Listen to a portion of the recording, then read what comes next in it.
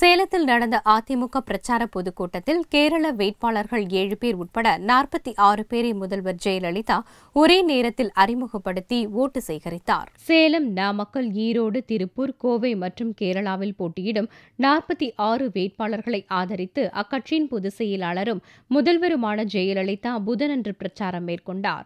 சேலத்திலிருந்து 25 கிலோமீட்டர் தூரத்தில் உள்ள மகுடஞ்சாவடியில் பிரச்சார பொதுக்கூட்டம் புதனன்று நடந்தது. இக்கூட்டத்தில் பேசிய ஜெயலலிதா மகளிர் மேம்பாட்டில் தமிழகம் முதல் மாநிலமாக திகழ்வதாகவும் பெண்களின் நலனுக்காக பல்வேறு திட்டங்கள் செயல்படுத்தப்பட்டுள்ளதாகவும் தெரிவித்தார்.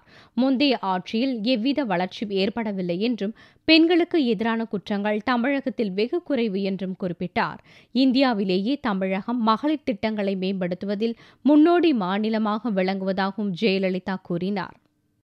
மகளிர் பொருளாதார வளர்ச்சிக்கு மிக அதிக முக்கியத்துவத்தை அனைத்து இந்திய அண்ணா திராவிட முன்னேற்ற கழக அரசு கொடுத்து வருவதால் தான் சமீபத்திய பொருளாதார கணக்கெடுப்பின்படி நாட்டிலேயே அதிக அளவு தொழில் புரியும் மகளிர் தமிழ்நாட்டில்தான் உள்ளனர் என தெரிவித்துள்ளது.